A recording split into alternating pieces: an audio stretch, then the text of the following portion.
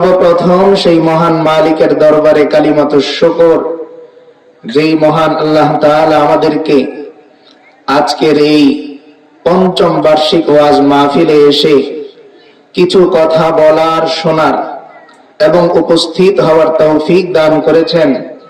এজন্য সর্বপ্রথম সেই মহান মালিকের দরবারে কালিমাতু শুকর আদায় করি। সকলেই জবান খুলে বলি আলহামদুলিল্লাহ।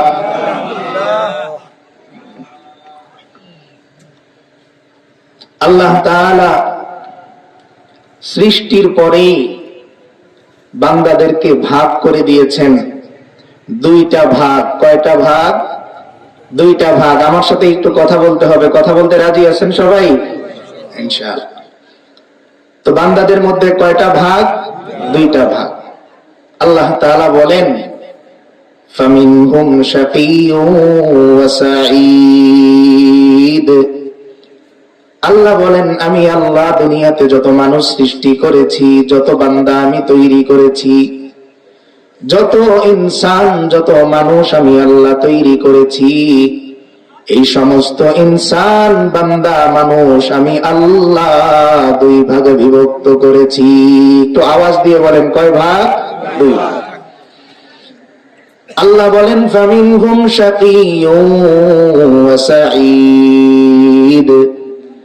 আমি আল্লাহর সৃষ্টি করা বান্দা দুই ভাগে বিভক্ত। এক নাম্বার হচ্ছে শাকী, যারা হতভাগা। এক নাম্বারে কি? হতভাগা। প্রশ্ন আসে, আল্লাহ তাআলা প্রথমে সৌভাগ্যবান তাদের কথা বলতে পারতেন না? আপনারা আছেন তো আমার সাথে, না ঘুমিয়ে গেছেন? একটু কথা বলতে হবে, তাহলে আমি বুঝবো আপনারা আছেন।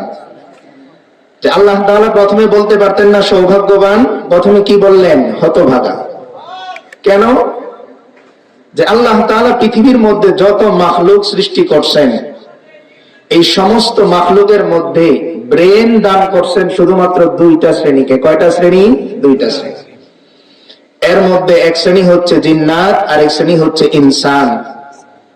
তো আল্লাহ তাআলা ব্রেন বান্দাকে দিয়েছেনই এই জন্য যে বান্দা খুঁজে খুঁজে আল্লাহকে বের করবে। বান্দা খুঁজে খুঁজে আল্লাহকে বের করবে। কিন্তু আফসোসের বিষয় হলো এই যে এই মানুষ দুনিয়াতে আসার পর দুনিয়াকে তারা যেইভাবে নিজেদের পছন্দের বস্তু বানায়, আল্লাহ এবং আখিরাতকে ওইভাবে তারা পছন্দের বস্তু বানাতে পারে না। যার নমুনা আজকের এই মাহফিলও একটা। উদাহরণস্বরূপ, আমরা যদি এখন জরিপ চালাই, মাহফিলের প্যান্ডেলের ভিতরে কতজন আছে আর দোকানপাটে কতজন আছে, তাহলে আমরা হিসাব মিলাতে পারবো কেন আল্লাহ আগে হতভাগার কথা বলছেন, পরে সৌভাগ্যবানের কথা বলছেন। অথচ আল্লাহর হাবিব সাল্লাল্লাহু আলাইহি ওয়াসাল্লাম স্পষ্ট হাদিসের মধ্যে বলছেন, আদ-দুনিয়া মাজরাতুল আখিরাহ। দুনিয়া হচ্ছে আখিরাতের ফসল ক্ষেত। একজন কৃষক, সে তার ফসল ক্ষেতের মধ্যে কি করে? বসে বসে আড্ডা দেয়, গল্প করে, না চাষ করে? চাষ করে। তার মানে আল্লাহর হাবিব সাল্লাল্লাহু আলাইহি ওয়াসাল্লাম বোঝাতে চাইলেন, এই দুনিয়া মুমিন বান্দার জন্য ফসল ক্ষেত। তার মানে মুমিন বান্দা দোকানের মধ্যে বসে আড্ডা দিবে না, চায়ের দোকানে বসে আড্ডা দিবে না, ঘরের মধ্যে বসে বসে ফোনের মধ্যে সিনেমা দেখবে না, নাটক দেখবে না, বরং কোরআনের আওয়াজ, মাহফিল যেখান থেকে আওয়াজ আসে, বান্দা ঘর ছেড়ে, দোকানপাট ছেড়ে ওই মাহফিলের দিকে দৌড়ানো শুরু করে দেয়। কিন্তু আমরা কি দৌড়াই? আমরা মাহফিল থেকে দৌড়াই দোকানের দিকে। যে দোকান পরে উঠে যায় কিনা, পাই কিনা মিষ্টি জিলাপি, পাই কিনা ঠিক নেই। মাহফিল পাইলাম কি পাইলাম না বিবি সব জিজ্ঞেস করবে না, জিলাপি আনছো কিনা জিজ্ঞেস করবে না। এজন্য আল্লাহ তাআলা বলেন, ফামিনহুম শাকিয়্যুন। এর মধ্যে একটা ভাগ হচ্ছে হতভাগা। যারা মাহফিল হবে ঠিকই, প্যান্ডেলও হবে ঠিকই, আয়োজন করা হবে ঠিকই, কিন্তু তারা দোকানপাটের মধ্যে দাঁড়িয়ে থাকবে। এই জন্য আমরা যারা দোকানপাটে বসে আছি, মেহেরবানি করে অনুরোধ করব, দ্রুত আমরা প্যান্ডেলের মধ্যে চলে আসি। আমরা এখানে ভিতরে যারা আছি সবাই নিঃসন্দেহে জান্নাতি প্যান্ডেলের মধ্যে বসে আছি। বলেন সুবহানাল্লাহ। আল্লাহর হাবিব সাল্লাল্লাহু আলাইহি ওয়াসাল্লাম বলেন, আমার উম্মতেরা যখন কোরআনের মজলিসের মধ্যে বসে যায়, কোরআনের আলোচনার মজলিসে বসে যায়, আল্লাহর পক্ষ থেকে রহমতের ফেরেশতারা তাদেরকে বেষ্টন করে নেয়। বেষ্টন করতে করতে আল্লাহর আরশে আজিম পর্যন্ত তারা পৌঁছে যায়। আল্লাহ তাআলা প্রশ্ন করেন, ও ফেরেশতারা ওখানে কি হয়? ফেরেশতারা একজন একজন করে খবর নিয়ে বলে, ওগো আল্লাহ, অমুক এলাকার মধ্যে কোরআনের মাহফিল হয়। আল্লাহ জিজ্ঞেস করেন, বলো ফেরেশতা, ওই মাহফিলের মধ্যে আমার কোন কোন বান্দা উপস্থিত হয়েছে? ফেরেশতারা এবার একজন একজন করে নাম বলে বলে, আল্লাহ,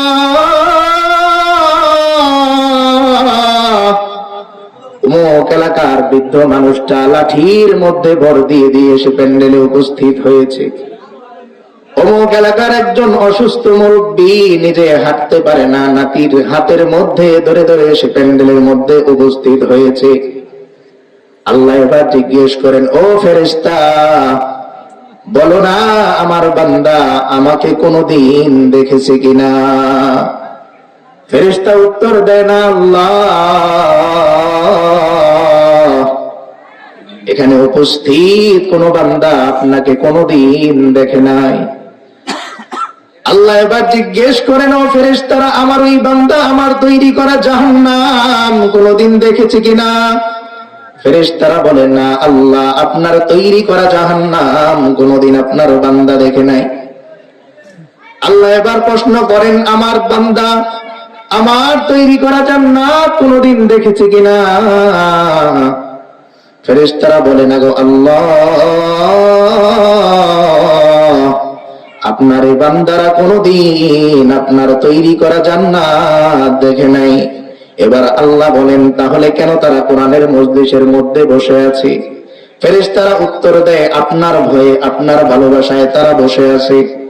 আল্লাহ বলেন, ও ফেরেশতারা, সাক্ষী থাকো, আমার যে বান্দাগুলো বহু কষ্ট করে প্যান্ডেলের মধ্যে বসে শীতের দিন কোরআনের আওয়াজ শুনলো, কোরআনের আওয়াজ শুনলো, আমি আল্লাহর ইজ্জতের কসম, আমি আল্লাহ ওই সবগুলা বান্দার জিন্দেগির সমস্ত গুনাহগুলো মাফ করে দিলাম। তাহলে আমরা আসতে পেরে খুশি না বেজার? খুশি। আমি যে আয়াত তেলাওয়াত করেছি ওই আয়াতকে সামনে রেখে আস্তে আস্তে আমরা আগাবো ইনশাআল্লাহ, যদি আল্লাহ তাআলা তৌফিক দান করেন। আমি কি আয়াত করেছিলাম? সূরা কফের মধ্যে আল্লাহ তাআলা বলেন, বিসমিল্লাহির রহমানির রহিম, ওয়াজাআত সাকরাতুল মাউতি বিল হক, যালিকা মা কুনতা মিনহু তাঈদ। আল্লাহ তাআলা এই আয়াতের মধ্যে বলেন, অবশ্যই অবশ্যই মৃত্যুর যন্ত্রণা, সাকারাতুল মাউত, একদিন বান্দা উপস্থিত হবে। রাতের বেলা তুমি ঘুমাও, সকাল তোমার সামনে উপস্থিত হয় কি হয় না? সকাল বেলা আমি ঘুমাই, সূর্য ঠিকই উপস্থিত হয়, সূর্য থামে না। দুপুর গড়িয়ে যায়, বিকাল হয়ে যায়, সূর্য যখন অস্ত যাওয়ার, সূর্য আবার অস্ত চলে যায়, না থামে। যেদিন আমি আপনি কাজে যাই না ওই দিন সূর্য থাকে না ডুবে যায়? থাকে না ডুবে যায়? একটু আওয়াজ করে বলতে হবে, থাকে না ডুবে যায়? ডুবে যায়। আমি নামাজ পড়ি আর না পড়ি, মাগরিবের রক্ত কিন্তু চলে যায়। নামাজ পড়ি আর না পড়ি, এশার রক্ত কিন্তু চলে যায়। এই যে সময়ের পরিবর্তন হতে হতে আল্লাহ বলেন, বান্দা হঠাৎ করে এমন একটা দিন তোমার সামনে আসবে, দেখবে মৃত্যুর ফেরেশতা মালাকুল মউত তোমার সামনে এসে হাজির। এজন্য আল্লাহ তাআলা বলেন, কুল্লু নাফসিন যায়িকাতুল মাউত সুম্মা ইলাইনা তুরজাউন। আল্লাহ বলেন, যেহেতু রূহ তোমরা পেয়েছো, জান তোমরা পেয়েছো, আত্মা আমি আল্লাহ তোমাদেরকে দিয়েছি, বান্দা সাবধান সাবধান, একদিন মৃত্যুর স্বাদ তোমার গ্রহণ করতে হবে।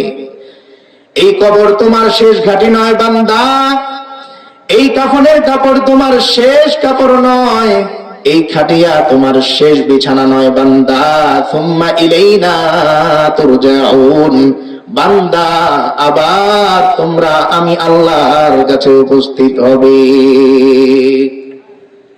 আবার কার সামনে উপস্থিত হতে হবে? আল্লাহর সামনে উপস্থিত হতে। তো এই যে মৃত্যু যে আমার সামনে চলে আসতেছে, এখন এটার জন্য আমার প্রস্তুতি কি? যেমন আমরা যারা চাষবাস করি, ধান ওঠানোর পরে সারা বছরই কি চাষ হয় না, মাঝখানে গ্যাপ যায়? যারা কৃষক ভাইয়েরা আছেন একটু উত্তর দিবেন, সারা বছরই চাষ হয় না গ্যাপ যায়? গ্যাপ যায়। তো ফসল জমিয়ে রাখতে হয় না, চালটা উঠে রাখতে হয়, ডোলা ভরে রাখতে হয়, যে যখন চাষবাস থাকবে না, পকেটে টাকা পয়সা তেমন থাকবে না, তখন কোন রকম শাক সবজি উড়াবো, আর এই যে চাল রেখে দিলাম, এই চাল দিয়ে পেট চলে যাবে আলহামদুলিল্লাহ। তো আল্লাহ তাআলা বলেন, ইয়া আইয়ুহাল্লাযীনা আমানুত্তাকুল্লাহা হাক্কা তুকাতিহি ওয়া লা তামুতুন্না ইল্লা ওয়া আনতুম মুসলিমুন। আল্লাহ বলেন, বান্দা যেহেতু মরবা, তাই আমার থেকে একটা কারগুজারি নাও, আমার থেকে একটা আমলনামা নাও। কিভাবে মরবা আল্লাহ নিজে বলে দিতেছেন, বান্দা স্বাভাবিক ভাবে তুমি মরো না। তোমার এলাকার একটা কুকুর মরে, গরু মরে, ছাগল মরে, বিড়াল মরে, মুরগি মরে, কিন্তু বান্দা তুমি তো মানুষ, তুমি কুকুরের মতো মরো না, বিড়ালের মতো তুমি মরো না, গরুর মতো তুমি মরো না। বান্দা সাবধান, আল্লাহ বলেন, ইয়া আইয়ুহাল্লাযীনা আমানু, ও ঈমানদার বান্দা বান্দীরা, ইত্তাকুল্লাহা হাক্কা তুকাতি, আমি আল্লাহকে ভয় করার মতন ভয় করো, সাধারণ কোনো ভয় নয়। আল্লাহকে কেমন করে ভয় করতে হবে? ভয় করার মতন ভয়। 2 নম্বরে আল্লাহ বলেন, ওয়ালা তামুতুন্না ইল্লা ওয়া আনতুম মুসলিমুন, সাবধান, মুসলমান না হইয়া তোমরা মৃত্যুবরণ করো না। আল্লাহ কি বলতেছেন? মুসলমান না হইয়া। মौत को समझा है गाफिल, इख्तितामे जिंदगी, दर हकीकत मौत तेरा इब्तिदाए जिंदगी। मौत को समझा है गाफिल, इख्तितामे जिंदगी,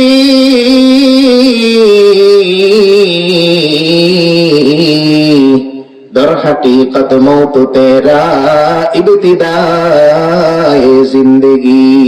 কবি বলেন, মৃত্যুকে মূর্খরা মনে করে এটা আমার জীবনের শেষ। আহারে, আর আমার আল্লাহর সামনে দাঁড়াতে হবে না, মরে গেলাম তো বেঁচে গেলাম। বলে না সমাজের মধ্যে, কয় মুখে মরে গেছে বেঁচে গেছে। না না, মুসলমান মরলে বাঁচে না। মুসলমান যে আল্লাহর প্রতি বিশ্বাস রাখে, সে মরার পর থেকেই তার হিসাব নিকাশ শুরু। দুনিয়া হিসাব নিকাশ হয় না। দুনিয়ার মধ্যে আল্লাহ ছেড়ে দেন, বান্দা তুমি তোমার মতো চলো, তুমি তোমার মতো করো, তুমি তোমার মতো বুঝো।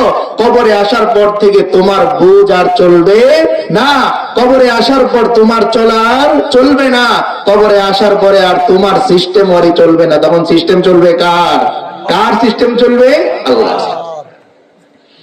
তো আল্লাহ তাআলা বলে দিলেন যে মৃত্যুর আগে 1 নাম্বার কাজ হচ্ছে আমাকে ভয় করার মতন ভয় করো, আর 2 নম্বরে মুসলমান না হইয়া তোমরা মৃত্যুবরণ করো না। এখন প্রশ্ন হচ্ছে, আমরা এখানে যারা বসছি সবাই আমরা মুসলমান না? একটু আওয়াজ দিয়ে বলবেন, সন্দেহ আছে? সবাই তো আমরা মুসলমান, কিন্তু আল্লাহ যে বলতেছেন মুসলমান না হইয়া মরো না, আবার আমাদের কি বলতেছেন? তার মানে আল্লাহ বোঝাতে চান, নামের মুসলমান নয়, কামের মুসলমান হয়ে তুমি কবরে আসবা। অর্থাৎ চাকরিতে আমার নাম আছে কিন্তু ডিউটিতে আমার নাম নাই, আমি ডিউটিতে যাই না। নাম আছে অমুক ফ্যাক্টরির মধ্যে আমি কাজ করি, কিন্তু আমি কোনোদিন উপস্থিত হই না। মাদ্রাসার ছাত্র হিসাবে নাম আছে, কিন্তু কোনোদিন আমি মাদ্রাসায় উপস্থিত হই না। তাই আল্লাহ বললেন, বান্দা মুসলমান হিসাবে যেমন নাম লেখাইছো, কাজ মুসলমানের করে তারপর তুমি কবরের মধ্যে আসবা। এখন আমরা এখানে যারা বসা আছি সকলেই আমরা মরবো তো, নাকি কেউ থাকবো? খুদ আল্লাহ তাআলা তার হাবিবকেই বলছেন, ওমা মুহাম্মাদুন ইল্লা রাসূল কদ খালাত মিন ক্বাবলিহির রাসূল। আল্লাহ বলেন, ও আমার হাবিব, ও মুহাম্মদুর রাসূলুল্লাহ সাল্লাল্লাহু আলাইহি ওয়াসাল্লাম, আপনি একজন রাসূল। কদ খালাত মিন ক্বাবলিহির রাসূল, আপনার পূর্বে, তার পূর্বে বহু রাসূলগণ অতিবাহিত হয়েছেন। আল্লাহ তাআলা ১.৫ লক্ষ কিংবা ২.৫ লক্ষ পয়গম্বর প্রেরণ করেছেন। এই সমস্ত পয়গম্বরদের মধ্যে সবাই আল্লাহর কাছে আস্তে আস্তে বিদায় নিয়েছেন। আল্লাহ যত প্রিয় প্রিয় নবীদেরকে প্রেরণ করেছেন, হযরত মূসা আলাইহিস সালাম তিনিও আল্লাহর মেহমান হয়েছেন, হযরত ইব্রাহিম আলাইহিস সালাম তিনিও আল্লাহর মেহমান হয়েছেন, জবিহুল্লাহ হযরত ইসমাঈল আলাইহিস সালাম তিনিও আল্লাহর মেহমান হয়েছেন। তাই আল্লাহ দুনিয়াবাসীদের বলে দিলেন, ও দুনিয়ার মানুষ সাবধান, আমার নবী মুহাম্মদুর রাসূলুল্লাহ সাল্লাল্লাহু আলাইহি ওয়াসাল্লাম পুরো কুল কায়নাতের মাঝে আমার কাছে সবচেয়ে প্রিয় বান্দা, আমার কাছে সবচেয়ে প্রিয় নবী। কিন্তু আমার এই নবী মুহাম্মদুর রাসূলুল্লাহ সাল্লাল্লাহু আলাইহি ওয়াসাল্লাম একদিন ইন্তেকাল করবে। তাই সাবধান বান্দা, মৃত্যুর ব্যাপারে কোনো জিনিস যেন তোমারে ধোঁকা না দেয়। এখন আমরা সবাই তো মরবো না? এই যে মসজিদগুলোতে যে খাটিয়া ঝোলানো থাকে, এই খাটিয়া কার জন্য? আমাদের জন্যই তো। আমি বয়ানে ঢুকবো, এর আগে মৃত্যুর পরিস্থিতিটা একটু আলোচনা করে এরপর মূল বয়ানের মধ্যে আমি যাব ইনশাআল্লাহ। আমাদের সমাজে মৃত্যুবরণ করার পরে তাকে কি নতুন জাজিম আর ল্যাপের মধ্যে ঘুমাতে দেয়া হয়? আপনাদের এদিকে দেয়া হয়? বরং কি করা হয়? চোখ বন্ধ হওয়ার পরে, শ্বাস বন্ধ হওয়ার পরেই নিজের সন্তান আর বাবাকে চেনে না, বাবাকে ভয় পায়। ভয় পায় কি পায় না? যেই স্ত্রী রাত ১টা বাজলো স্বামীকে ফোন করে, তুমি না আসলে আমার ঘুম হয় না, ওই স্ত্রী বলে, তোমার লাশটা বাইরে নিয়ে যাও, তোমার বাবার লাশটা বাইরে নিয়ে যাও, আমার ভয় লাগে। যেই মা রাত ৩টা পর্যন্ত অপেক্ষা করে সন্তান না আসলে খানা খায় না, ওই মাও বলে, আমার সন্তানের লাশটা বারান্দায় নিয়ে যাও। মৃত্যুর বাস্তবতা। আমি আর আপনি যে আজকে তাড়াহুড়া করতেছি যাদের জন্য, তারাই আমাকে একদিন তাড়াহুড়া করে কি করবে? ঘর থেকে বের করে। যেই বাবা সন্তানের জন্য এত মায়া করে নিজের জীবনটা নষ্ট করে দেয়, নিজের উপার্জন গুলো শেষ করে দেয়, নিজের দেহটা শেষ করে দেয়, ওই বাবা ও সন্তান ইন্তেকালের পরে কবর দেয় কি দেয় না? দেয় না? দেয় না? না রেখে দেয়? দিয়ে। তাই আল্লাহ তাআলা বললেন, হাক্কা তুকাতি, বান্দা আমি আল্লাহকে ভয় করার মতন ভয় করো, এরপর মুসলমান হয়ে তুমি মৃত্যুবরণ করো। অর্থাৎ পরিবারের পিছনে সময় দিতে দিতে, সন্তানের পিছনে সময় দিতে দিতে দুনিয়ার আয়ু বান্দা তুমি শেষ করো না, বরং আমি আল্লাহ দুনিয়ায় তোমাকে পাঠিয়েছি আখিরাতের ফসল ক্ষেত্র হিসেবে। এইখানে তুমি আখিরাতের ফসল চাষ করবা, আর বিনিময়ে আমি আল্লাহ হাসরের ময়দানে তোমাকে জান্নাত উপহার দিয়ে দিব। তো এই খাটিয়া যে ঝোলানো আছে, এই খাটিয়ার মধ্যে একদিন আমার উঠতেই হবে। উঠতে হবে না? উঠতেই হবে। আমার উঠতে হবে। যারা আমার আলোচনা শুনতেছেন, কথা শুনতেছেন, তাদেরও উঠতে হবে। যারা দোকানে দাঁড়িয়ে আছেন তাদেরও উঠতে হবে। যারা চাই স্টলে আড্ডা দিচ্ছেন তাদেরও উঠতে হবে। এই জন্য গজলই আছে একটা, সাজিয়ে গুজিয়ে দে মোরে সজনী তোরা, সাজিয়ে গুজিয়ে দে মোরে, সাজিয়ে গুজিয়ে দে মোরে সজনী তোরা, সাজিয়ে গুজিয়ে দে মোরে। শুনছেন না এই গজলটা? যে একজন মৃত মানুষের যেন মনের আকুল আবেদন এটা, যে আমারে কি করে একটু সাজিয়ে গুজিয়ে দাও, শেষ বিদায় আমাকে একটু সাজিয়ে গুজিয়ে দাও।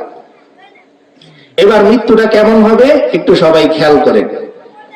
এই যে এমন চলাফেরা করতে করতেই হঠাৎ করে একদিন মালাকুল মউত আমাদের সামনে চলে আসবে। পৃথিবীর ইতিহাসে একজন বিখ্যাত জালেম সাদ্দাত নাম, কি নাম? সাদ্দাত। এই সাদ্দাত সে বেহেশতের আলোচনা শুনে নিজে বেহেশত তৈরি করছে। নাউজুবিল্লাহি মিন যালিক।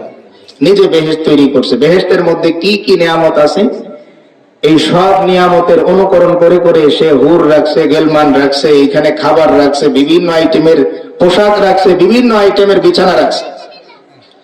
এবার সাদ্দাত যখন পুরা কাজ কমপ্লিট, এবার সে ঘোড়া চড়ায় ওইখানে উপস্থিত, ভিতরে গিয়ে একটু জান্নাতটা পরিদর্শন করবে। জান্নাতটা বানাইলো কেমন হয়েছে একটু দেখা লাগবে না? মিস্ত্রি ঘরটা বানানোর পরে কয়েকদিন পরে আসেন একটু দেখার জন্য কেমন বানাইলাম, রং টংটা কেমন হয়েছে। তো সে আসছে, ডান পাটা মাত্র ভিতরে দিবে, এমন সময় মালাকুল মউত আজরাইল হাজির, বলে সাদ্দাত সাবধান, ডান পাওটার ভিতরে দিবা না। সাদ্দাত চিৎকার মেরে বলে, কে তুমি? ফেরেশতা বলে, আমি মালাকুল মউত আজরাইল। সাদ্দাত এবার হাউমাউ করে কান্না শুরু করছে, ও ভাই আজরাইল, একটু সময় আমাকে দাও, এত কষ্ট করে আমি জান্নাত বানাইলাম, জান্নাতের অনুকরণ করে হুর গেলমান কত সাজসজ্জা আমি এখানে করলাম, একটু সময় আমাকে দাও, আমার তৈরি করা জান্নাতটা আমি দেখে আসি। এবার আজরাইল বলতেছে, সাদ্দাত তুমি কি জানো না আমার আল্লাহ প্রত্যেকটা বান্দার জন্য একটা নির্দিষ্ট আয়ু সীমা দিয়ে দিয়েছেন। আল্লাহ বলেন, ইদা জাআ আজালুহুম লা ইস্তাখিরুনা সাআতাও ওয়া লা ইস্তাকদিমুন। আল্লাহ বলেন, আমার বান্দা দুনিয়ায় চলতে থাকে চলতে থাকে চলতে থাকে, হঠাৎ করে একদিন তার মৃত্যুর পরোয়ানা চলে আসে। বান্দা কাজ শেষ করতে পারে না, খাবারটা শেষ করতে পারে না, লোকমা মুখে নিয়ে বান্দা দুনিয়া ছেড়ে চলে যায়। চায়ের কাপের মধ্যে চুমুক দিয়ে ওটা আর গিলতে পারে না, ভেতরে নিতে পারে না, ওখান থেকেই বিদায়। ধানগুলো কাটছে কিন্তু চালগুলো ঘরে উঠানোর আগে বান্দা বিদায় হয়ে যায়। মেয়ের বিয়ের ব্যবস্থা করেছে কিন্তু বিয়ের আসর জমার আগে ওই বান্দা খাটিয়ার মধ্যে কাফনে সেজে যায়। ছেলের বিয়ে ঠিক হয়েছে কিন্তু বর সাজার আগে পরিবারের মানুষ তাকে কাফনের কাপড় পরে সাজিয়ে দেয়। তাই আল্লাহ বলেন, ইদা জাআ আজালুহুম লা ইস্তাখিরুনা সাআ ওয়া লা ইস্তাকদিমুন। আল্লাহ বলেন, সাবধান বান্দা, এই যে তুমি সময় পাচ্ছ, সকালের পর সকাল পাচ্ছ, বিকালের পর বিকাল পাচ্ছ, সন্ধ্যার পর সন্ধ্যা পাচ্ছ, বান্দা সাবধান সাবধান, হঠাৎ করে একদিন তোমার সামনে মৃত্যুর সময় চলে আসবে, কিন্তু বান্দা এক সেকেন্ডের জন্যও তোমাকে সময় দেয়া হবে না। এখন সময় আছে। আপনি নামাজে ডাকবেন একজনকে, বলে ভাই অনেক কাজ, পরে পড়বো ইনশাআল্লাহ। ফজরের সময় ডাকবেন, তো এই যে উঠতেছি। তাই আল্লাহ বলেন, ইদা জাআ আজালুহুম লা ইস্তাখিরুনা সাআ। বান্দা তুমি যে বলতেছো ঘুম থেকে উঠবে, এরপর ফজর পড়বে, কিন্তু তোমার আমল নামায় যদি লেখা থাকে ফজরে তুমি উঠতে পারবে না, কবরের মধ্যে তুমি চলে যাবে, যদি লেখা থাকে ফজর হবে, ফজর চলবে, কিন্তু বান্দা তুমি খাটিয়ায় করে তোমার কবরস্থানে চলে যাবে।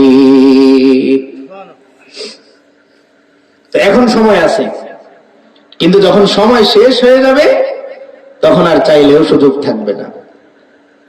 এজন্য আল্লাহ তাআলা কোরআনে কারিমে বলেন, হাত্তা ইযা জাআ আহাদাহুমুল মাউতু ক্বালা রাব্বিরজিউন। আল্লাহ বলেন, বান্দা তুমি একটা দিন আমার কাছে সময় চাইবে, আল্লাহ একটা মিনিট সময় আমাকে দেন, একটা মিনিট সময় আমাকে দেন, একবার আব্বার সাথে দেখা করে আসি বলে আসিনি।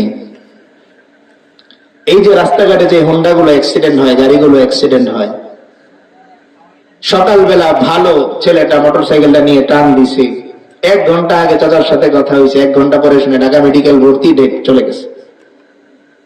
তো আল্লাহ তাআলা এই কথাও কোরআনে বলতেছেন, হাত্তা ইযা জাআ আহাদাহুমুল মাউতু ক্বালা রাব্বিরজিউন।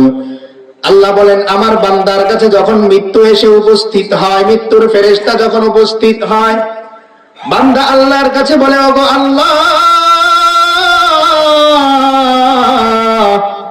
ইরজিউন, ও আল্লাহ, আমাকে একটু ফেরত যাওয়ার সুযোগ দেন। আল্লাহ প্রশ্ন করেন, বান্দা, এখন তুমি কেন ফেরত যেতে চাও? কতদিন অফিস থেকে তুমি ফেরত গেছো?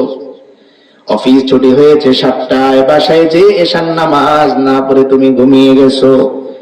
শুক্রবার অফিস নাই, কিন্তু বান্দা মসজিদের বারান্দায় তোমাকে পাওয়া যায় নাই। শনিবার অফিস নাই, কিন্তু বান্দা নামাজের কাতারের মধ্যে তোমাকে পাওয়া যায় নাই। তাহলে আজকে বান্দা কেন তুমি আমার কাছে সময় চাও? এবার বান্দা বলে, লাআল্লি আমালু সালিহান ফীমা তারাকতু। বান্দা বলে, ওগো আল্লাহ, এবার কি আমি আর দুনিয়াদারি করব না, দানের চাষ আমি আর করব না, সন্তানের স্কুলের ফির জন্য আর অটো চালাবো না, স্ত্রীর শাড়ি কেনার জন্য আর আমি ডিউটি করব না। আল্লাহ জিজ্ঞেস করেন, কি করবা বান্দা বলো? বান্দা বলে, লাআল্লি আমালু সালিহা। আল্লাহ গো, মসজিদে যে ঢুকবো, মসজিদ থেকে আমি আর বের হব না। জিকিরের মধ্যে আমি যে এমন ভাবে মশগুল হব, জিকির আর আমি ছাড়ব না। ইবাদতের মধ্যে আমি এমন ভাবে মগ্ন হব, ইবাদত আমি আর ছাড়ব না। তোমার নামের তাসবিহ আমি জপা শুরু করব আল্লাহ, তোমার নামের তাসবিহ আমি আর ছাড়ব না আল্লাহ। আল্লাহ বলেন, কাল্লা, ও বান্দা, এখন আর সময় নাই। এখন আর কি নাই? সময় নাই। আল্লাহ তাআলা বলে দিচ্ছেন যে, বান্দা, এখন আর সময় নেই। মৃত্যুর ফেরেশতা আসার আগ পর্যন্ত অনেক সময় তোমার কাছে ছিল। বহু বৃহস্পতিবার, বহু শুক্রবার, বহু মাহফিল। আমরা এখানে যারা উপস্থিত আছি, যাদের বয়স 40 বছর হয়েছে, অন্তত জীবনে 400 মাহফিলের দাওয়াত আমরা পাইছি, কিন্তু গেছি কয়টায়? জীবনে কত শত ওয়াক্ত নামাজ আমার জীবন থেকে চলে গেল, কিন্তু উপস্থিত হয়েছি কয়টায়? জীবনে কত জমা আমার সামনে এসেছে, কিন্তু কয়টা জমায় আমি উপস্থিত হয়েছি? জীবনে কত শত জিকিরের মজলিস আমার সামনে এসেছে, কিন্তু কয়টা জিকিরের মজলিসে আমি বসেছি? তাই আল্লাহ বলেন, ওয়ামান আরাদা আন যিকরি ফাইন্না লাহু মাঈশাতান দানকা ওয়া নাহশুরুহু ইয়াওমাল কিয়ামাতি আমা। আল্লাহ বলেন, যে বান্দা বান্দি আমার জিকির থেকে মুখ ফিরিয়ে নিবে, যেই মানুষগুলো আমি আল্লাহর জিকির থেকে মুখ ফিরিয়ে নিবে, আমি আল্লাহ দুনিয়ার জিন্দেগিতে তাদের জীবন যাপন কঠিন করে দিব। ইনকাম করবে কিন্তু বরকত থাকবে না, ফসল করবে ফসলে বরকত থাকবে না, অটো চালাবে অটোতে ইনকাম হবে না, অফিস করবে কিন্তু টাকা জমাতে পারবে না, মা অসুস্থ। বান্দা যেদিকেই যাবে শুধু বিপদ আর বিপদ, বিপদ আর বিপদ। আর আল্লাহ বলেন, ওয়া নাহশুরুহু ইয়াউমাল কিয়ামাতি আমা। হাসরের ময়দানে আমি আল্লাহ ওই বান্দাকে অন্ধ করে তুলবো। কি করে তুলবেন? অন্ধ করে তুলবেন। যারা কোরআনের মাহফিল হওয়ার পরেও মুখ ফিরিয়ে নিচ্ছে, যাব না হুজুর, যতই ডাকুক আমি যাব না, নামাজের আজান হোক আমি যাব না, জিকিরের মজলিস হোক আমি যাব না। আল্লাহ বলেন, বান্দা, হাসরের ময়দানে আমি আল্লাহ তোমারে অন্ধ করে তুলবো। তখন ওই বান্দা কি বলবে? ক্বালা রাব্বি লিমা হাশারতানি আমা ওয়া ক্বাদ কুনতু বাসীরা। ওই বান্দা বলবে, আল্লাহ, দুনিয়ায় আমার চোখ ছিল, আমি চোখ দিয়ে স্পষ্ট দেখতে পেতাম, আমার জানালা দিয়ে স্পষ্ট মসজিদের মাইকটা দেখা যেত, মসজিদটা দেখা যেত, আমি আমার এই চোখ দিয়ে আমার সন্তানদের দেখতাম, আমার স্ত্রীকে দেখতাম, আমার বাবার মুখখানা আমি দেখতাম, আমার মায়ের মুখখানা আমি দেখতাম। আল্লাহ হাসরের ময়দানে আজ কেন আমাকে অন্ধ করে তুললেন? কিছুই আমি দেখতে পাই না, আমার সন্তানের মুখ আমি দেখতে পাই না, আমার বাবার মুখ আমি দেখতে পাই না। আল্লাহ বলবেন, বান্দারে, তুমি দুনিয়ায় চোখ থাকার পরেও যেহেতু অন্ধের মতন আচরণ করেছো, আমি আল্লাহ যেহেতু ইনসাফওয়ালা আল্লাহ, তাই আমি আল্লাহ ইনসাফ করলাম। দুনিয়ার জিন্দেগিতে চোখ থাকার পরেও যেহেতু তুমি দেখতে না, তাই হাসরের ময়দানে আমি আল্লাহ তোমার চোখের দৃষ্টি দুটো কেড়ে নিলাম। নাউযুবিল্লাহি মিন যালিক। এই চোখ থাকবে না, এই চোখ হাসরের ময়দানে থাকবে না। যদি আল্লাহর জিকির থেকে, আল্লাহর ফিকির থেকে আমরা মুখ ফিরিয়ে নিই, এই চোখ থাকবে না। তো এইভাবে দেখতে দেখতে একদিন আমাদের সামনে কি হয়ে যাবে? মৃত্যু উপস্থিত হয়ে যাবে। কিভাবে উপস্থিত হবে? এই যে হঠাৎ একদিন ঘুমের ঘরে, হঠাৎ একদিন চলতে যে হাটে একটা ব্লক, মাথাটা ঘুরায় পড়ে গেছে, হসপিটালে এসে ডাক্তার বলছে আরো 10 মিনিট আগেই বিদায় হয়ে গেছে, এরকম করেই চলে যাবে। কিন্তু আফসোস থেকে যাবে, যেটা আল্লাহ তাআলা বলছেন যে বান্দা তখন সুযোগ চাইবে, আল্লাহ একটু সুযোগ দেন, এক ওয়াক্ত নামাজ পড়ে আসে, একবার আপনাকে আল্লাহ বলে ডাক দিয়ে আসে। এই জন্য মৃত্যুর পরে কেউ যদি কবরের মধ্যে 1000 বার কোরআনে কারীমের খতম করে, এমন ঘটনাও আছে। এক আল্লাহর ওলি কবরের পাশ দিয়ে যাচ্ছেন, তো ভিতরে শুনতেছেন ওই মুর্দা কোরআনে কারীমের তেলাওয়াত করতেছে, সুবহানাল্লাহ বলবেন না? তিনি কোরআনে কারীমের আওয়াজ শুনতেছেন। ওই আল্লাহর ওলি কবরের পাশে দাঁড়ালেন, ডাক দিয়ে বললেন, ও ভাই, তোমার কি নাম? বলল, ওগো আল্লাহর ওলি, আমার এই নাম। কি করো? কোরআন তেলাওয়াত করি। কত বছর যাবত করো? বলতেছে, লম্বা সময় ধরে আমি ইন্তেকাল করেছি, কত শত কোরআন আমি খতম করলাম, একমাত্র আমি জানি, আমার আর রব জানে। এই কথা শোনার পর ওই আল্লাহর ওলি একবার বললেন, সুবহানাল্লাহ। ওই মুর্দার বলতেছে, ও আল্লাহর ওলি, আমার এই কবরের মধ্যে দেয়া শত শত কোরআনের খতম আপনি নিয়ে যান, আর আপনার এই একবার সুবহানাল্লাহ আমাকে দিয়ে দেন।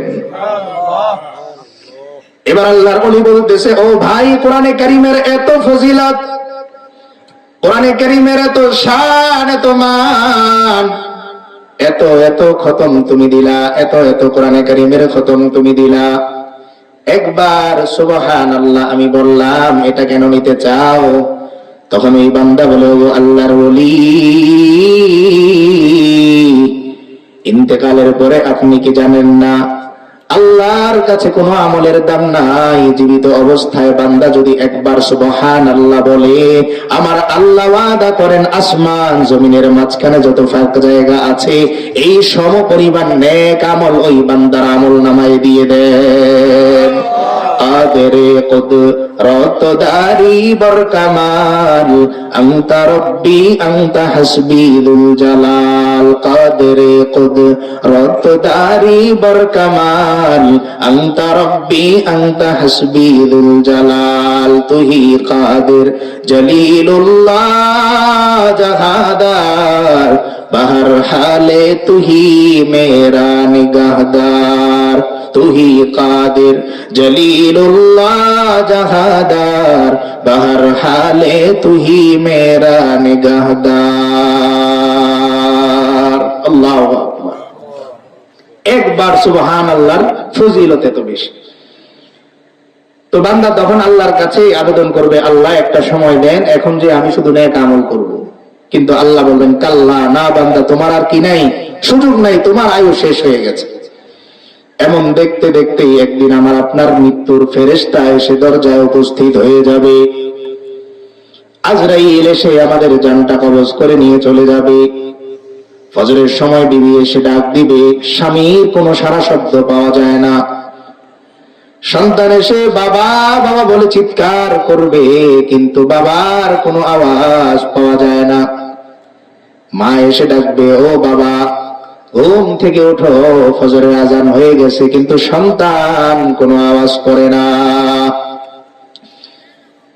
এবার কিতাবের মধ্যে লেখে আল্লাহ তাআলা রূহ কবজা করার পরে ফেরেশতার হাতে দিয়ে রাখেন, যেন রূহটা দেখতে পারে তার আত্মীয় স্বজন তার ওই বডিটার সাথে কি আচরণ করে। এবার রূহ পাশে থেকে আওয়াজ দেয়, ওগো মা, এই যে আমি উঠলাম, ও সন্তান, এই যে আমি উঠলাম, ও বিবি, এই যে আমি উঠলাম, কিন্তু যেহেতু আমার দেহ বডি লাশ হয়ে গেছে, আমার আওয়াজ আমার স্ত্রীর কান পর্যন্ত পৌঁছাবে না, আমার আওয়াজ আমার মায়ের কান পর্যন্ত পৌঁছাবে না, আমার আওয়াজ আমার সন্তানের কান পর্যন্ত পৌঁছাবে না। ওই রূহটা বারবার চিৎকার করে বলবে, ও আমার সন্তান, এই যে আমি এখানে উপস্থিত, ও মা, এই যে আমি এখানে উপস্থিত, কেন তোমরা আমার ডাক শুনতে পাও না? এবার চতুর্দিকে চিৎকারের আওয়াজ, কান্নার আওয়াজ। সন্তান বলে, ওগো শুনছনি, আমার বাবা দুনিয়া থেকে বিদায় হয়ে গেছে। স্ত্রী বলে, শুনছনি, আমার স্বামী দুনিয়া থেকে বিদায় হয়ে গেছে। বাবা বলে, আমার সন্তান, এত আদরের সন্তান দুনিয়া থেকে বিদায় হয়ে গেছে, তোমরা কে কোথায় আছো, আসো। তখন ওই রূহটা বারবার বলতে থাকে, ওগো বাবা, কি হয়ে গেল তোমাদের? অন্যদের আমার কথা শুনতে পাও, আজকে এত চিৎকার করে আমি বলি, কিন্তু বাবা কেন তুমি শুনতে পাও না? ও মা, আমার আওয়াজ তোমার কান পর্যন্ত পৌঁছায় কিনা? ও সন্তান আমার আওয়াজ তোমার কান পর্যন্ত পৌঁছায় কিনা? কিন্তু কেউ শোনে না। কে শোনেন? শুধু কে শোনেন? আল্লাহ শোনেন। এবার একজন চলে যায় বাঁশ কাটার জন্য, আর একজন চলে যায় কাফনের কাপড় আনার জন্য, একজন চলে যায় লোকজন নিয়ে কবরটা খনন করার জন্য। কোথায় কবর হবে? বাবা নিজে দেখিয়ে দেয়, আমার সন্তান এখানে ঘুমাবে, আমার মায়ের পাশে তার কবরটা হয়ে যাবে। এবার ওই রূহ অসহায়ের মতন সবার দিকে তাকিয়ে তাকে সবাইকে দেখে, মা কাঁদে, বাবা কাঁদে, সন্তান কাঁদে, কিন্তু ওই রূহের আওয়াজ কেউ শুনতে পায় না। এবার দেখতে দেখতে সময় যখন ঘনিয়ে যায়, আত্মীয় স্বজন এসে এসে তার চেহারাটা দেখে আর কান্না করে। পাশ থেকে রূহ বলে, এই যে আমি এখানে, তোমরা কেন আমাকে দেখতে পাও না? সময় যখন ঘনিয়ে যায়, গোসলের সময় হয়ে যায়, বান্দা এবার বলতে থাকে, দুনিয়ায় এত গোসল আমি করলাম, কোনদিন গরম পানি দিয়ে আমি গোসল করি নাই, বড়ই পাতার গরম পানি দিয়ে আমি গোসল করি নাই, বড় হওয়ার পর থেকে নিজে কোনদিন শরীরটা মেজে মেজে আমি গোসল করি নাই, কিন্তু আজকে এমন কি গোসল তোমরা আমাকে দিচ্ছ? পানিটা গরম, আমার যেন কষ্ট না হয়, এত আদর যত্ন কেন আমাকে করো? বুঝে আসেনি ভাই? বুঝে আসে? আদর বাড়ে কখন? মরার পরে। আদর বাড়ে কখন? কালকে দুপুর বেলা স্ত্রীকে বলবেন, একটু পানি গরম করে দাও, বললো বুড়া হয়ে গেছেন নাকি, এখনই পানি গরম লাগে? কিন্তু আপনার আমার ইন্তেকাল হয়ে যাওয়ার পরে কাউকে বলা লাগবে না, একটু গরম পানি আমার জন্য করে দাও, বরং দৌড়াদৌড়ি লেগে যাবে, কে আগে গরম পানি করবে। গরম পানির মধ্যে গাছ থেকে কয়টা বড়ই পাতা ছেড়ে দিয়ে দিবে, জীবনের শেষ গোসল আমাকে আপনাকে দিয়ে দিবে। গোসলের সময় রূহটা চিৎকার করে বলতে থাকে, এত সুন্দর করে গোসল কেন আমাকে দিচ্ছ? কি এমন আমার জন্য অপেক্ষা করতেছে? ও বাবা, বলো না, এত আদর যত্ন করে গোসল আমাকে কেন তোমরা দিচ্ছ? ও মা, জীবনে এত আয়োজন করে গোসল কোনোদিন আমাকে তোমরা করাও নাই, তাহলে আজকে এত আদর যত্ন করে কেন আমাকে গোসল দিচ্ছ? কেউ তার কথা শোনে না। গোসল শেষ হয়ে যায়, খাটিয়ার পাশে আরেকটা ছোট্ট খাট রেখে লাশটা ওখানে রাখা হয়। এবার যেই মানুষটা দুনিয়ায় কোনোদিন সাদা পোশাক পরে নাই, আল্লাহ রাসূল সাল্লাল্লাহু আলাইহি ওয়াসাল্লামের কাছে সবচেয়ে প্রিয় পোশাক ছিল সাদা। সবচেয়ে প্রিয় পোশাক কি ছিল? সাদা।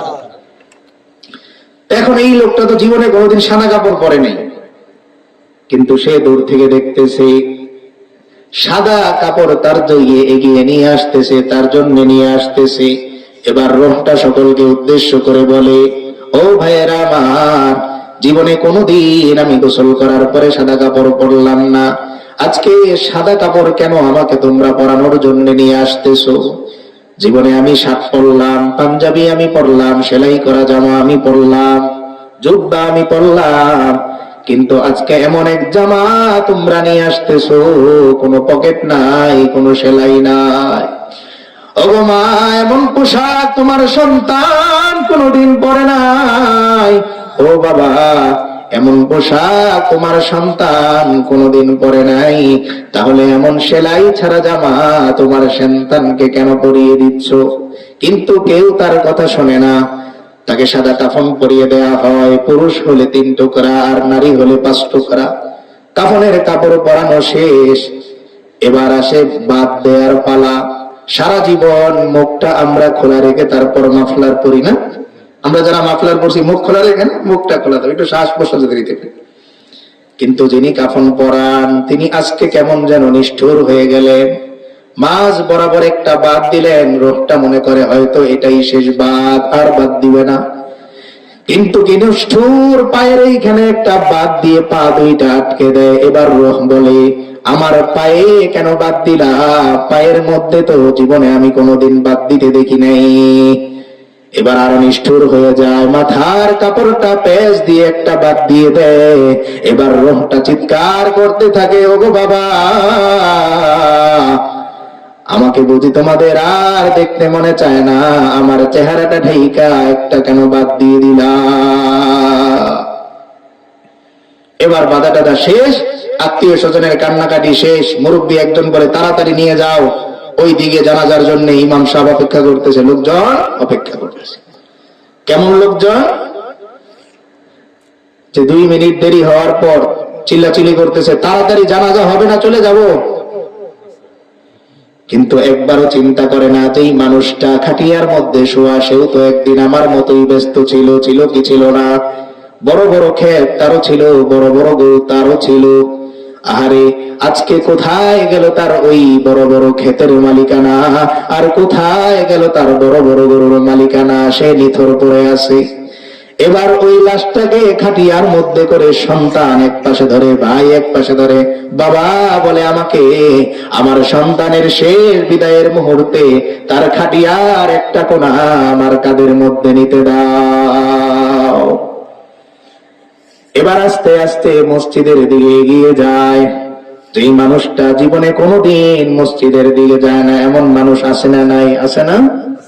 আপনাদের এই মসজিদ সব বক্তে ভরে ভরে না, কিন্তু এমন একটা দিন আসবে আমি না চাইলেও আমাকে জোর করে মসজিদের সামনে নিয়ে যাওয়া হবে। এবার আস্তে আস্তে মসজিদের সামনে নিয়ে লাশ রাখা হয়ে গেল।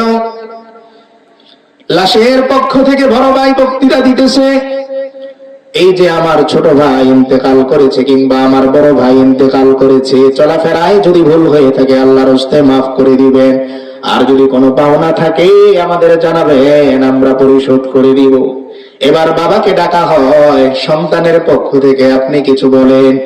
এবার বাবা দাঁড়ানোর পর মুখ বন্ধ হয়ে যায়, চোখ ভারী হয়ে যায়, চোখ দিয়ে গড় গড় করে পানি পড়ে। বাবা বলে, আমি কি বলবো? আমার সন্তান, যেই সন্তানকে এত কষ্ট করে বড় করলাম, এত স্বপ্ন নিয়ে যেই সন্তানকে আমি বড় করলাম, আজকে ওই সন্তানের লাশ আমি বাবার কাঁধের মধ্যে করে নিয়ে আসলাম। তাই বাবা চুপ হয়ে যায়, মাইকটা ইমামের দিকে এগিয়ে দেয়, ও ইমাম সাহেব নামাজ শুরু করে দেন, আমার বাবার পক্ষে আমি আর কোনো কথা বলতে পারবো না। এবার ইমাম সাহেব সবাইকে বলে, কাতার সোজা করো। এবার ওই লাশের রোহটা বলে, প্রতিদিন কাতারের মধ্যে আমার জন্য জায়গা থাকতো, আর ইমাম সাহেবের সামনে মিনার থাকতো, আজকে কেন ইমামের সামনে আমাকে তোমরা শুইয়ে দিলা? কি কারণ? কি কারণ তোমরা বলো। এবার ইমাম সাহেব নামাজ শুরু করে দেয়, আল্লাহু আকবারের ধ্বনি দিয়ে নামাজ শুরু করে দেয়। আত্তাহিয়াতু সানা পড়ে, সানা পড়ার পরে দরুদ শরীফ পড়ে, দোয়া পড়ে, চতুর্থ তাকবীর দেওয়ার পরে সালাম ফিরিয়ে শেষ করে দেয়। এবার আর দেখা দেখির সুযোগ নাই, সরাসরি নিয়ে যাও গোরস্থানের দিকে। লাশটা এবার এগিয়ে নিয়ে যায়, কবরের সামনে যে রাখা হয়। তার সন্তান আরো 2-4 জন নিচে নেমে যায়। লাশ মনে করে, আমি এখানে একা একা থাকবো না, আমার সাথে আরো কেউ থাকবে। তখনও পর্যন্ত সে বোঝে না যে এখানে তার কি থাকতে হবে, একা একা থাকতে হবে। সে চিন্তা করে দুনিয়ায় আমি চায়ের স্টলে বসলে আমার সাথে 4-5 জন তো বসতোই, জানে যে এই লোক একটা ফ্রি চা একটা পান খাওয়াবেই, তো লাশ মনে করবে আজকেও 2-4 জন আমার সাথে যেহেতু নামছে তারা আর উঠবে না। এবার উপর থেকে লাশটা দেয়া হয়, নিচে ওই 4 জন হাতটা বাড়িয়ে তার লাশটা গ্রহণ করে। লাশটা মাটিতে রাখার পর লাফ দিয়ে 2 জন উঠে যায়। এবার ওই রোহের চোখ খুলে, কিরে 3 জন নামলো, 2 জন কেন উঠে গেল? হয়তো 1 জন আমার সঙ্গে থাকবে। এবার আস্তে আস্তে বাঁশের পাড়িগুলো দেয়া হয়, চাটাইটা দেয়া হয়, আর এই ফাঁক দিয়ে ওই কর্নারে থাকা তার সন্তান লাফ দিয়ে কবরের উপরে উঠে যায়। এবার রহ বুঝে সারা জীবন আমি একা ছিলাম, এজন্য আজকে আমাকে একা করে দিয়ে সবাই চলে গেল। এবার মাটি দেয়া শুরু হয়ে যায়, কবরটা অন্ধকার হয়ে যায়। আল্লাহর হাবিব সাল্লাল্লাহু আলাইহি ওয়াসাল্লাম বলেন, কবর দেওয়ার পর পরিবার যখন ফিরে যায়, লাশটাকে তখন আল্লাহ তাআলা তার মধ্যে রূহ ফেরত দেন, সে ওই পরিবারের হাঁটার আওয়াজগুলো শুনতে পায়। কবরের মধ্যে লাশ যখন আমরা রেখে চলে আসি, আমরা যে আসতেছি, এই জুতার যে আওয়াজ, এই জুতার আওয়াজ কেউ শুনতে পায়? ওই লাশটা শুনতে পায়। এবার ওই কবর থেকে ওই লাশ চিৎকার করে বলে, ওগো বাবা, দুনিয়ার মধ্যে কত সুন্দর খাটের মধ্যে আমি ঘুমাতাম, লাইট বন্ধ করলে আমার ভয় লাগতো, সারা রাত আমি ঘরের মধ্যে লাইটটা জ্বালিয়ে রাখতাম। ও বিবি আমার, কোনদিন আমারে ছাড়া তুমি থাকো নাই, ডান পাশে কিংবা বাম পাশে হাত দিলেই তোমাকে আমি পেয়েছি, কিন্তু আজ কেন তোমরা সবাই মিলে এমন নিষ্ঠুর হয়ে গেলা? আমাকে এই মাটির কবরের মধ্যে একা একা রেখে তোমরা কেন চলে গেলা? এখানে কোনো বাতি নাই, এখানে কোনো ফ্যান নাই, এখানে কোনো আলো নাই, এখানে আমার কোনো সঙ্গী নাই। এজন্য আল্লাহ তাআলা তার হাবিবের মাধ্যমে বলার, ও আমার হাবিব, আপনার উম্মতকে বলে দেন, কবর প্রতিদিন তোমাদেরকে ডাকে, কি বলে? আনা বাইতুদ দুদ, আনা বাইতুল ওয়াহদা। ও বনি আদম, সাবধান সাবধান, আমি কবর হচ্ছি পোকামাকড়ের ঘর, আমি কবর হচ্ছি একাকিত্বের ঘর, এখানে আসলে সাথীও নাই বাতিও নাই। এই যে রাখা হয়ে গেল, আমি আপনি কিন্তু শুয়ে পড়লাম। এবার বলেন, দুনিয়াতে কতবার আপনি ঘুম থেকে যাচ্ছেন, কতবার আপনি শোয়ার পরে আবার উঠছেন, কিন্তু আজকে আপনাকে আমাকে এমন একটা জায়গায় শুইয়ে দেয়া হলো, আর এখান থেকে ওঠার কোনো সুযোগ নাই, এখান থেকে ফিরে আসার সুযোগ নাই। তাই আল্লাহ কোরআনে বলেন, ওয়া মিন ওয়ারাইহিম বারযাখুন ইলা ইয়াউমি ইউবাসুন। বান্দা ইন্তেকালের পরে আমলে বরজখ তথা কবরের মধ্যে একটা জিন্দেগি তোমার চলে যাবে। কতদিন পর্যন্ত? যতদিন পর্যন্ত না কিয়ামতের মাঠ কায়েম হচ্ছে ততদিন চলে যাবে। এবার কবরের মধ্যে যখন শোয়ানো হয়ে গেল, আল্লাহর হাবিব সাল্লাল্লাহু আলাইহি ওয়াসাল্লাম বলেন, 2 জন ফেরেশতা কবরের মধ্যে চলে আসবে। কয়জন ফেরেশতা? 2 জন ফেরেশতা, মুনকার আর নাকির, এই 2 জন ফেরেশতা চলে আসবে। ফায়ুকাইদানিহি, ওই লাশটাকে তারা বসাবে। বসানোর পর এবার জিজ্ঞেস করবে, মার রব্বুকা, ও বান্দা বলো তোমার রব কে? সহজ প্রশ্ন না? কত সহজ প্রশ্ন না? রব কে? সাথে সাথে বলে দিব রব্বি আল্লাহ, আমাদের রব আল্লাহ না? মুখস্থ করে রাখছি না আমরা? ওমা দীনুকা, তোমার ধর্ম কি? 3 নম্বরে প্রশ্ন করবে, ওমান নাবিয়ুকা, কে তোমার নবী? তোমার নবীর নাম বলো। এবার আল্লাহর হাবিব সাল্লাল্লাহু আলাইহি ওয়াসাল্লাম বলেন, এমন সহজ প্রশ্ন, কিন্তু কারা উত্তর দিতে পারবে? যারা দুনিয়াতে আল্লাহর ইবাদতের মধ্যে নিজের জীবন কাটিয়েছে, যারা আল্লাহর জিকিরের মধ্যে কাটিয়েছে, তারা ওই প্রশ্নগুলোর উত্তর দিতে পারবে।